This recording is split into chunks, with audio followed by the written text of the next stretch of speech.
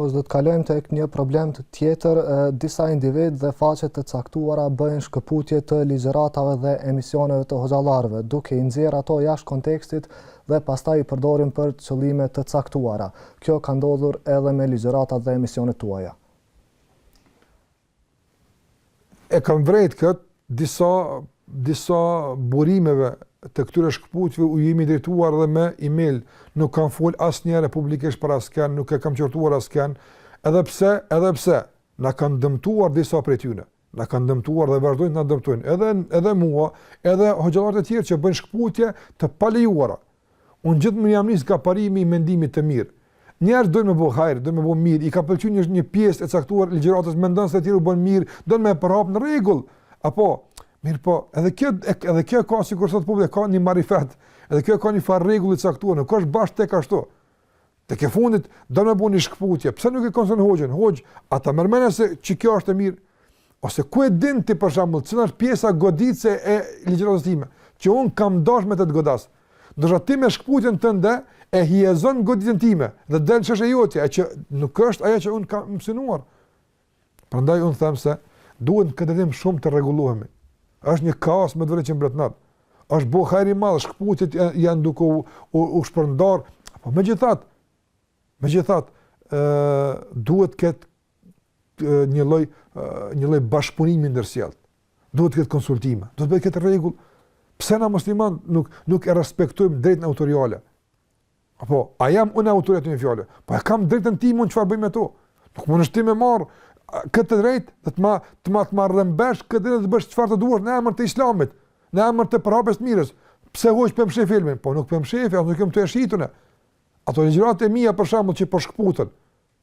Mos atu von pengon se më pengojnë në reklamim dikun që fitoj para me to, absolutisht jo vallahi. E veçanërisht kur vin nga disa çarçe caktuara dhe mirë një shkputje që nuk e kam synuar ashtu të del. Dhe emërtohet filan hoxha rënan dhe dëmton dhe dërman filan xhamati, filan pse më fut konflikt me njerëz që nuk jam i interesuar të futem konflikt me asken personalisht.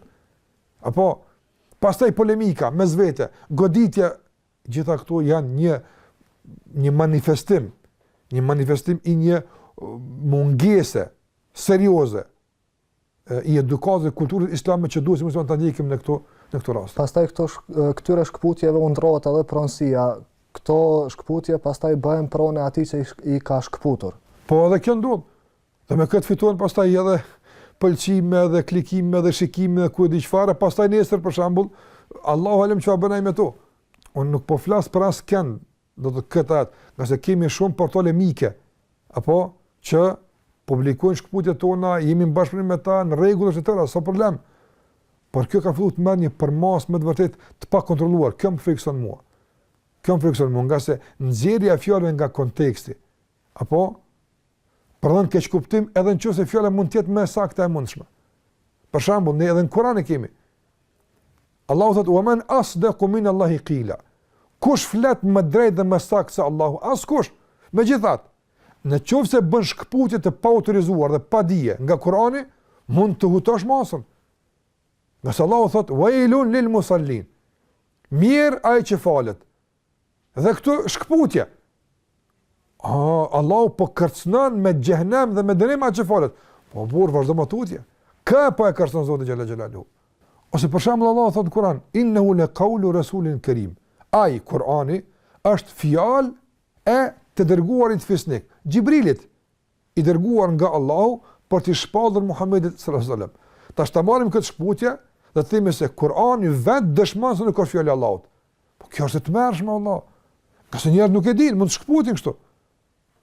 Po çfarë qëllimi ka Allahu këtu që thotë fjalë këtina e çfarë qëllimi ka këtu që thuhet? Prandaj njeriu që bën shkputje duhet të jetë më vërtet shumë i dijshëm. Duhet të jetë njeriu që edhe ka dije, ose s'pako e ka përcjell hoxhën gjatë e një kanet me të është i afër me ti, e din nga privatësia dhe afërsia e tij me hoxhën, din hoxha për shembull çfarë ka dashur këtu dhe ku ka godit me këtë fjalë dhe çfarë mesazhi ka synuar ta përcjell e kështu me radhë, dhe prapse para publikimit ta konsulton hoxhën. Unë këtu e kam bërë shkputje. Çfarë ta merr hoxhë? Ka societet Allah sot i kanë të gjitha mundësitë e komunikimit. Përpara njerëz për ta verifikuar një hadith, një thënie, a ke thonë të vegim këtë thënie jo, kanë udhëtuar 2000, 3000, 4000 kilometra me deve. Për ta verifikuar një a është e saktë që ti ke thonë kështu. S'krijues me deva, në komba asgjë. Mjafton një email për uluri. Tashmë me këto smartphone-a, nuk keni as te kompjuteri më ul, nga xhepi e nxirr, e shkruan emailin dhe e dërgon. Janë shumë mundësitë e lehtësuara. Pse e komplikojmë dhe që është e thjeshtë dhe e lehtë? Prandaj mendoj që gjitha këto janë pjesë e kësaj mungese të kësaj kulture edukate që po flasim për ta.